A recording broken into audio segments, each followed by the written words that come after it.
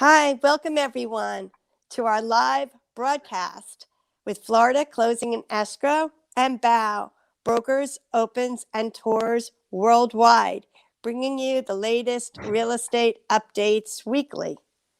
Today, we're here with Anthony Bauza from Florida Closing and Escrow, our expert attorney, and John Iowanu will be joining us shortly as well.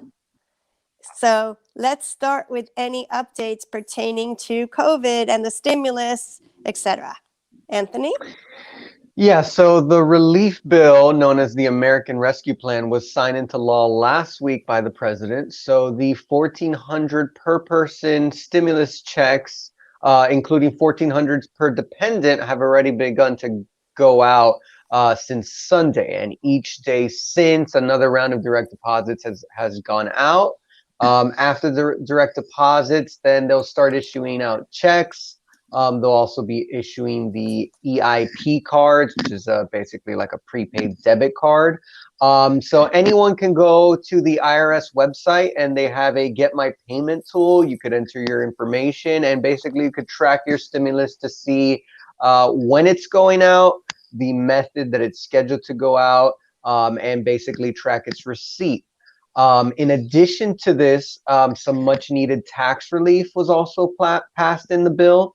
So the tax credit, child tax credit, was increased to $3,600 per child, and they've requested the IRS to basically, if feasible, to start doing monthly payments. So usually this is a tax credit that you claim at the end of the year, but they're trying to work out to see if they could do monthly payments possibly beginning in July. In addition, for those who had unemployment income last year in 2020, they've also waived taxes that may be due on the first $10,200. So in light of all these new tax changes that have just been passed, the IRS has also extended the tax deadline of April 15th has now been extended to May 17th to give more people time to file their taxes and to make all these new tax law changes go into effect. The unemployment assistance, that benefit was also extended as well. So we're already starting to see lots of the benefits of this new stimulus bill, the American Rescue Plan, take effect. Okay, thank you. As far as other news, mortgage rates have been inching up slightly over the three figure from 3.02 to 3.06. And it's also been reported by USPS actually that a major exodus in the cities have not really happened to the extreme that everyone thinks. They say only 12,000 people actually have relocated from Manhattan thus far. So city life definitely is not dead. Some updates locally. The former site of the Bal Harbour Yacht Club has been listed for $65 million. 8 offices are being transferred to downtown Miami. There's been a big incentive program put into place, so that will be developed. Also, they're saying the largest share of buyers are the millennials at 37% per the National Association of Realtors.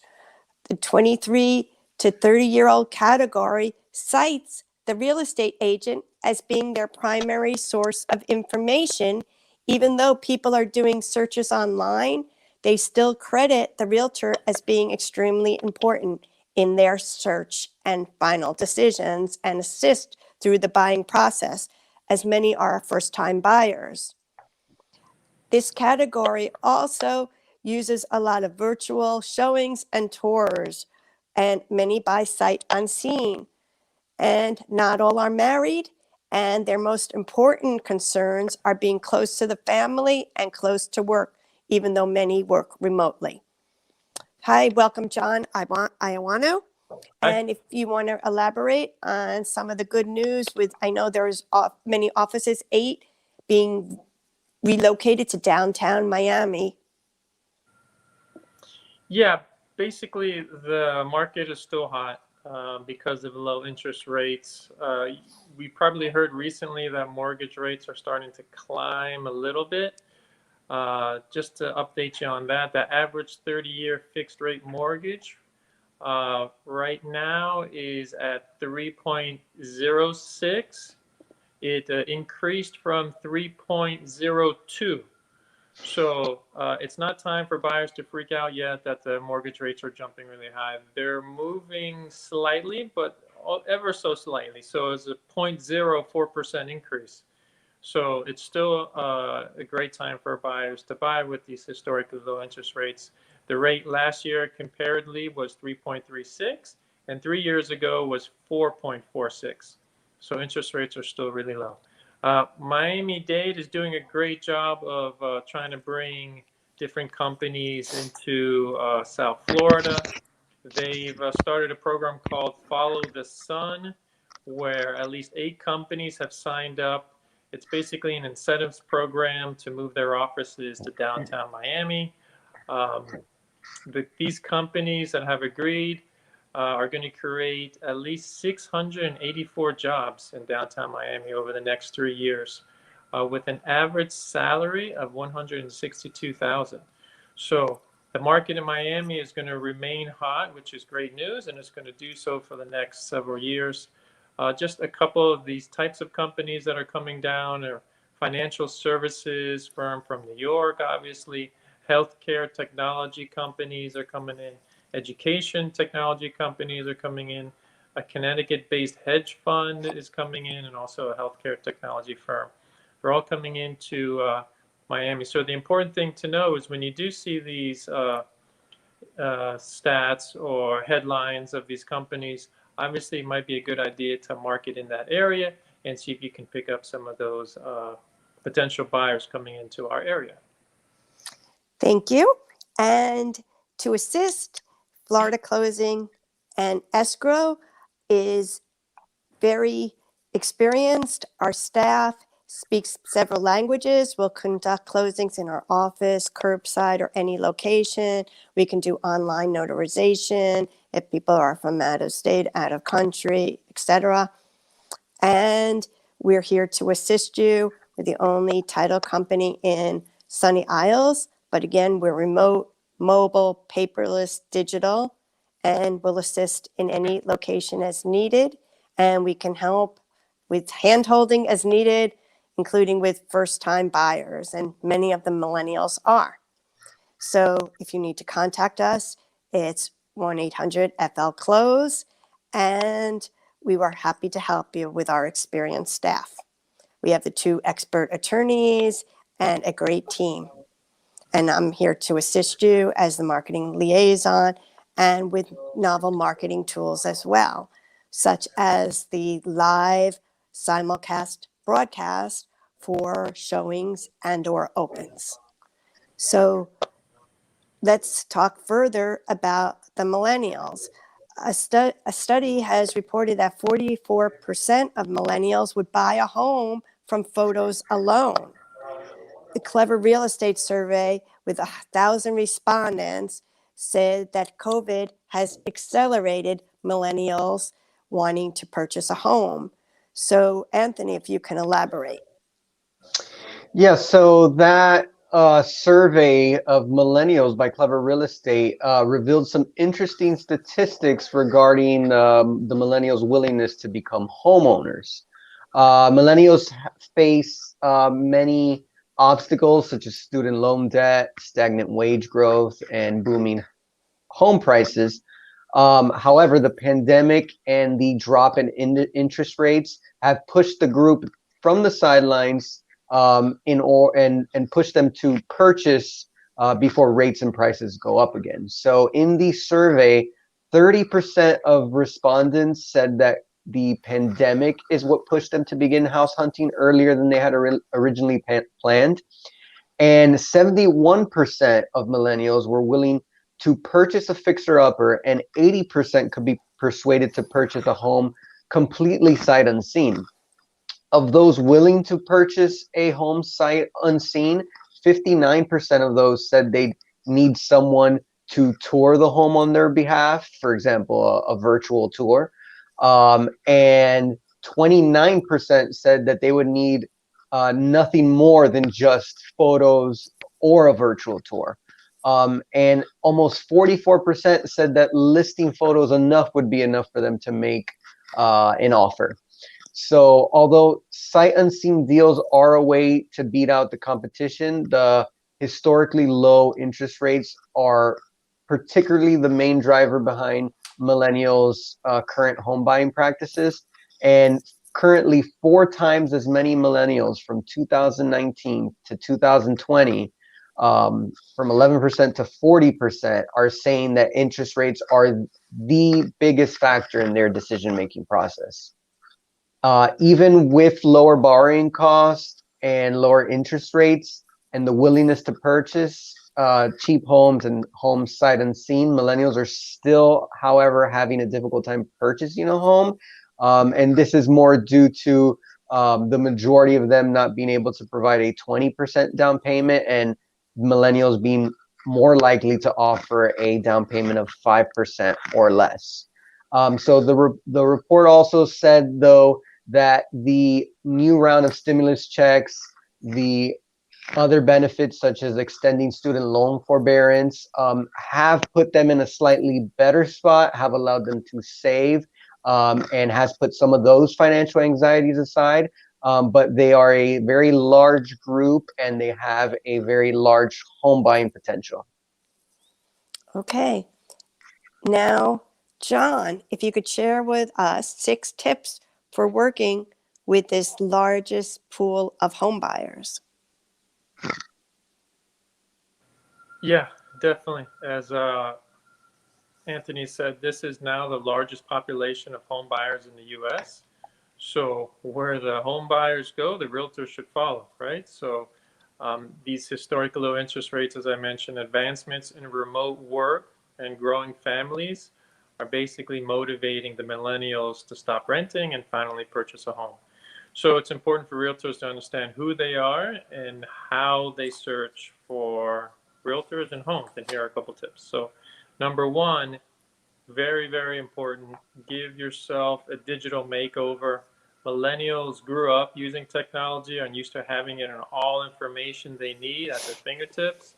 They largely depend on the internet and digital resources to search for homes, so it's important for agents to have that online presence to meet these millennial expectations.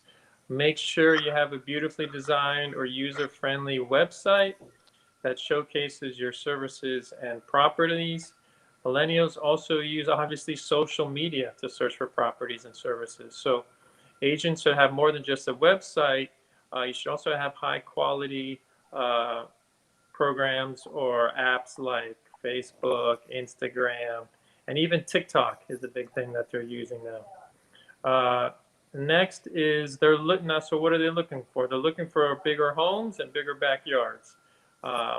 After sheltering in place for more than a year, they realize that renting tiny, small apartments is no longer appealable to them. They want to move out of the big city and go into the suburbs. So they're looking for an average size home of 2,400 square feet. That's a 41% increase from before the pandemic. So they're looking for bigger places to work and play, and also to have room for their pets. I don't know if you guys know this, but any idea what percentage of millennials own pets? Just take a real quick guess, Cindy. Over 50%. Correct, 70%. So if you are a realtor and you are considering showing them places, make sure you do a little bit of research and find out if the condos that you're showing are user friendly. But that's a large number. Also, if you have a pet, there's something to connect with them with. So consider that. The next one is don't count out fixer-uppers, as Anthony mentioned. Their average price tag that they can afford is around $250,000, but the average home value right now is $266,000. So consider showing them some fixer-uppers. About 7 out of 10 millennials said that they would consider buying a fixer-upper and fixing it up. And then finally, become a trusted source. Millennials have many financial obstacles when it comes to home ownership. They have a student debt that they need to consider. So become their resource, explain to them that there are first-time buyer assistance programs available, mortgage options available, and definitely closing costs for the buyers. You can explain to them. Here's a stat, more than 2/3 of millennials say that they can't afford a 20% down payment on a house. But with these first-time buyer options, and they don't have to put 20% down. Some of them can only put 3%, 6%. So it's good to maybe put that out there, educate them, and then you become their trusted source, and they'll contact you when they're ready to buy. Correct. And what is the service that is available for the bridge loans? I believe Knock is available to help as Yeah, needed. Knock is a good one. There's several out there, but you can definitely contact Knock, and that's a good resource too. Okay, thank you. Next question. Why is this time different? Why is there not a bubble now? Home values appreciated 10% in 2020, and it's expected that they'll increase another 5% this year. And a decade ago, the bubble burst. Why, or what are 3 reasons now that it's different this time? Anthony? Okay, so this time housing supply is extremely limited. So in real estate, the metric that we use to measure supply and demand is measured in the amount of months supply of inventory, which is based on the current homes for sale compared to the number of buyers in the market. And a normal month's supply of inventory for the market is about 6 months. So anything above this number defines a buyer's market, indicating prices will decrease, and anything below that defines a seller's market, excuse me, in which prices will normally increase. Looking back between 2006 and 2008, the month supply of inventory increased from just over 5 months to 11 months. The month supply was over 7 months in 27 of those 36 months, yet home values continued to rise. We fast forward to today, and the month's inventory has been under 5 months for the last 3 years, and under 4 for 13 of the last 14 months, and under 3 for the last 6 months, and we're currently standing at a 1.9 month supply, which is a historic low. And in addition to that, the housing demand is real. During the housing boom in the mid-2000s, people got caught up in the frenzy and bought houses based on the unrealistic belief that these values would continue to escalate. In fact, at that time, if you look at the mortgage credit availability index, it's basically the index of how easy it is to get a mortgage, with the lower the index representing very easy, and the higher, the more difficult a mortgage to obtain. And prior to the housing boom, the index stood below 400.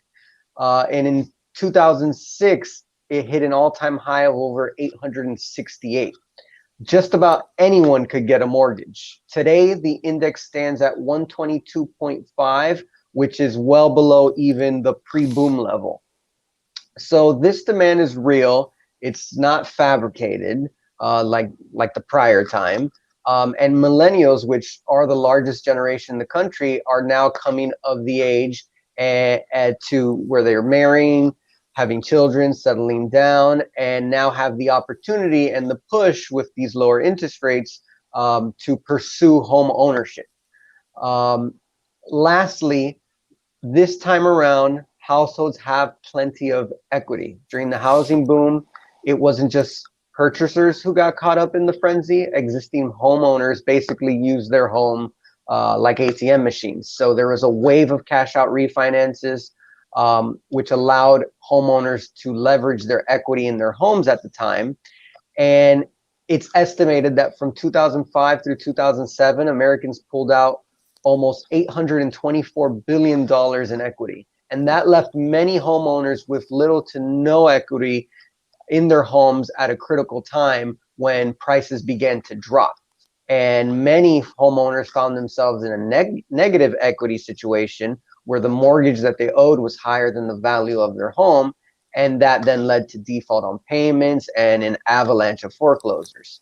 Today, cash out refinances over the last three years, the volume is relatively low. It's less than a third than what it was 3 years leading up to the crash. And this conservative approach has created levels of equity that we've never seen before. Over 38% of homes are owed free and clear, meaning without any mortgage whatsoever. And if we look at that in comparison to the pre-boom, we see that homeowners in particular, are in a very much better situation, in an equity situation, than they were, with over 50% of homes in this country having a minimum of at least 50% equity. So the bottom line is that this time the housing supply is at a historic low, the demand is real, it's rightly motivated, and even if there were to be a drop in prices, homeowners have enough equity established to weather any dip in home values. So this is nothing like the bubble in 2008. In fact, it looks like quite the opposite. Thank you for that good report. Okay, our next question goes to John. What are 5 predictions that will make realtors money as they head into the selling season, according to some insights from top producers?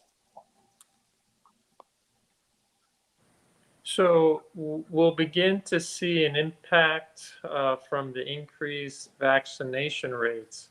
A lot of buyers who were a little bit cautious of going out and seeing homes are going to start going out. And also on the seller side, a lot of sellers who were nervous about listing their homes and having people come in and look around are also going to feel a little bit more comfortable listing their property.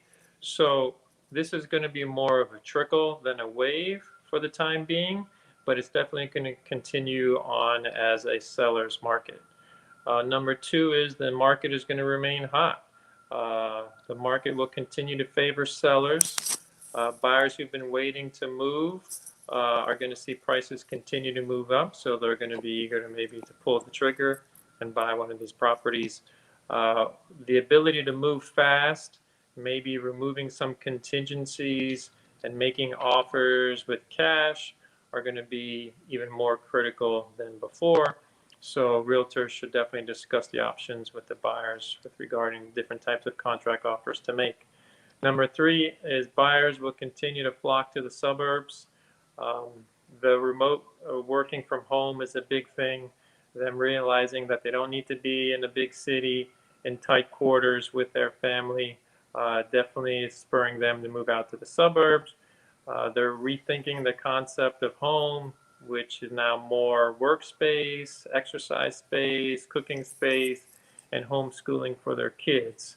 So this, coupled with affordability, has many of the suburbs in a really hot market right now. And finally, innovation will win the day. With all the trends at play, what can realtors do to stay ahead? You have to get into the tech world, tech forwarding tools to provide your clients a top-notch, convenient experience of buying a home.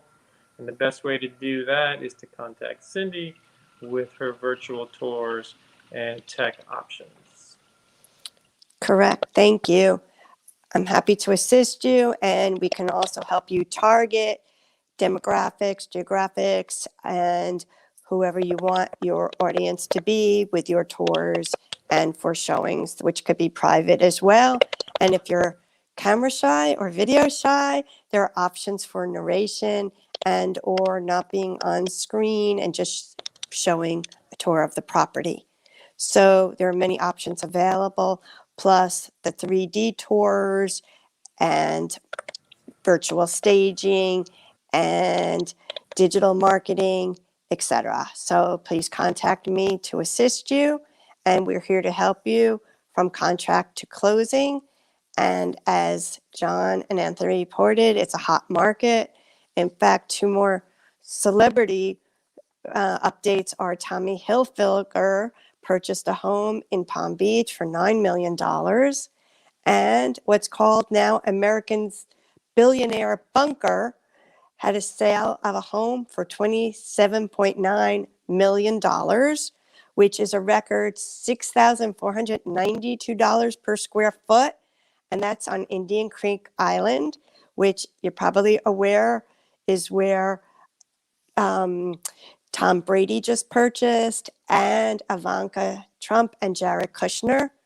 And in fact, Kushner just started his first development in South Florida, and he just scored a loan for $80 million for a project in Wynwood, which will have retail, residences, and more.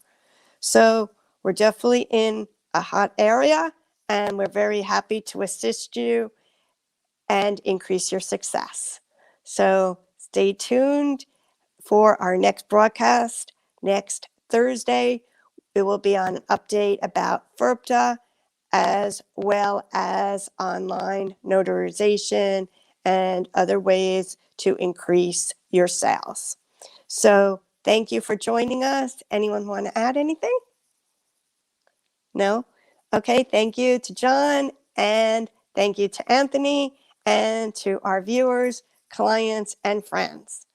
Thank you from Florida Closing and Escrow and Bow Brokers Opens and Tours Worldwide.